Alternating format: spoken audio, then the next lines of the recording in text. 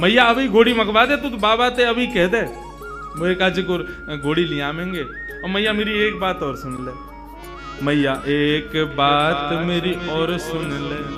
कहा गोपिन पे मंगल गवाए दे।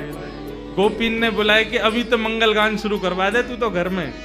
और मोय गोरो दुल्हा बनाए दीजो, ऐसो श्रृंगार कर दियो मेरो कि मैं गोरो है जाऊं। मोय गोरो दुल्हा बनाए दीजो, कहूं हंसे ना वहां की छोरी। मैया मेरो ब्याह करा दे। इतने में ही बाहर से किशोर जी, अरे कुंवर कन्हैया, कुंवर कन्हैया। जैसे किशोरी जी बाहर से पुकारन लगी, श्याम सुंदर बोले मैया, मुझे लगा बहू आ गई दिखे, ये तो स्वर का ही सुनो दिखो मैंने। ठाकुर जी दौड़ करके बाहर गए तो सामने किशोरी जी खड़ी हैं। आहा, किशोरी जी को जैसे ही देखो, जैसा रूप भीतर वर्णन कर रहे, जाके काजे कर रहे, वही आ गई। भारे विधाता, तेने कैसी सुनी मेरी? मैं तो मैया ते अभी कह रहे और वही है गया सामने। इतने में ही पीछे से यशोदा जी निकल करके आई, और जैसे ही यशोदा जी ने नंद भवन के द्वार पर नन्ही सी किशोरी जी को देखो है, किशोरी जी को देख करके यशोदा मैया के मन में भाव आयो, अरे विधाता, मेरे मन में तो बचपन से ही हती कि लाला के काजे सुंदर सी एक बहू लेके आऊंगी, आदि आदि। अभी लाला की बात विनोद में सुन रही, लेकिन हे विधाता, ये जो सामने खड़ी है मेरे, यहाँ पर रूप कैसा, कैसी कैसे कैसे चपल से नेत्र हैं, या कि कैसी मृगनैनी है, या कि मुस्कान कितनी सुंदर, या कि चाल कितनी सुंदर, या कि रूप कितना सुंदर। मोहित है गई। यशोदा मैया ने परिचय ना पूछो कौन है, सीधी बोली लाली निक इतकुआ। किशोरी जी पास गई, निक मैं तू को हृदय से लगा लूं अपने। हाँ मैया लगाए लो। जैसे किशोरी जी को हृदय से लगायो, यशोदा मैया के नेत्रन से अश्रु प्रपात होने लगो। ऐसी शीतलता को अनुभव, जो शीतलता को अनुभव सदैव कन्हैया को हृदय से लगावे में आवे, वो पहली बार कोई बालक को हृदय में लगावे में आए। कौन है लाली, कहां ते आई है, तेरो गांव कहाँ है? मैया तुम बढ़िया ते जानो मुझे। कौन हो? मैं वृषभानु जी की लाली हूं। कीर्ति मैया, मेरी मैया आपकी बड़ी अच्छी सही। अच्छा, वृषभानु की लाली है? बोले हाँ। वही जो घोटून तक काजल लगावे का है? नहीं समझे, बड़ा बड़ा काजल लगाते हैं वृषभानु जी। हाँ वही है। हम बे ऐसे तो बड़ा बूढ़ा होगा, लेकिन हम तो खूब बतियावे। आ जाओ बातन ने बना तो रे। किशोरी जी बोली आप हमारे बाबा के बारे में ऐसे मत बोलो ना लाली, मैं कोई बुराई थोड़ी कर रही हूँ। हमारे ब्रज में तो गारी देवे तो उम्र बढ़े। किशोरी जी श्याम सुंदर के संग बैठी हैं, क्रीड़ा कर रही हैं, लीला कर रही हैं। किशोरी जी के इस रूप को देख करके यशोदा मैया के मन में भाव बार बार उत्पन्न हो रहे हो।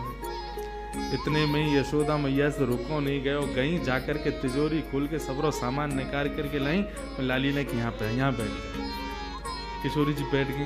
तेरो श्रृंगार कर दूं? ना आप श्रृंगार मत करो, मैया नाराज होगी। कछु ना होगी, कह दियो यशोदा मैया ने कियो है। अच्छा तो कर दो। श्रृंगार करनो प्रारंभ कियो है।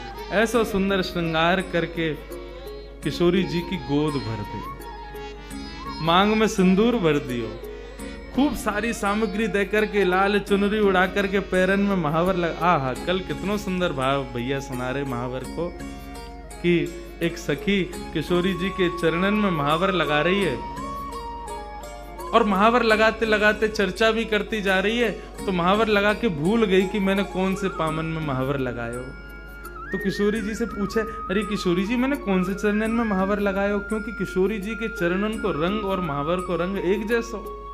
भूल गई मैंने महावर कहाँ लगाया हो। तब किशोरी जी अपने पाम को उठा के, और जो पाम भारी होवे, बाकी कहीं या में लग गयो, ये हल्को है, या में ना लगो। मतलब इतनी कोमल कि महावर के वजन से वो किशोरी जी के चरण भारी है रहे। कैसा सुंदर भाव। किशोरी जी के महावर लगाए और सब कछु दे के गोद भर दई, और कही लाली अब जा।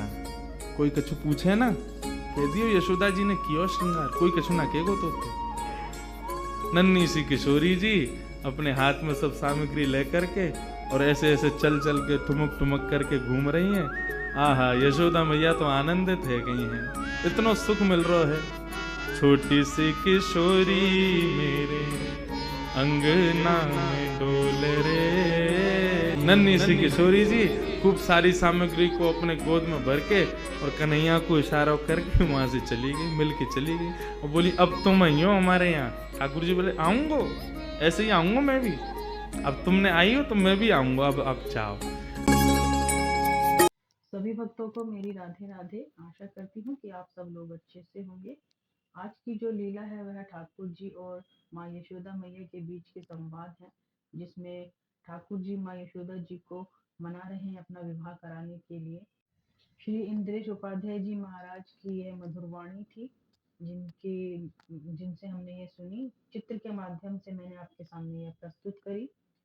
और आगे भी कोई ऐसी लीला जो आप देखना चाहते हैं, सुनना चाहते हैं, तो मुझे कमेंट बॉक्स में ज़रूर बताइएगा। वीडियो कैसी लगी वो भी ज़रूर बताइएगा। पसंद आए तो लाइक और शेयर कीजिएगा। मेरे चैनल को अगर सब्सक्राइब नहीं किया है तो प्लीज़ उसे सब्सक्राइब करके बेल आइकन के बटन को दबा दीजिएगा, ताकि आने वाली वीडियो की नोटिफिकेशन आपको टाइम टू टाइम मिलती रहे।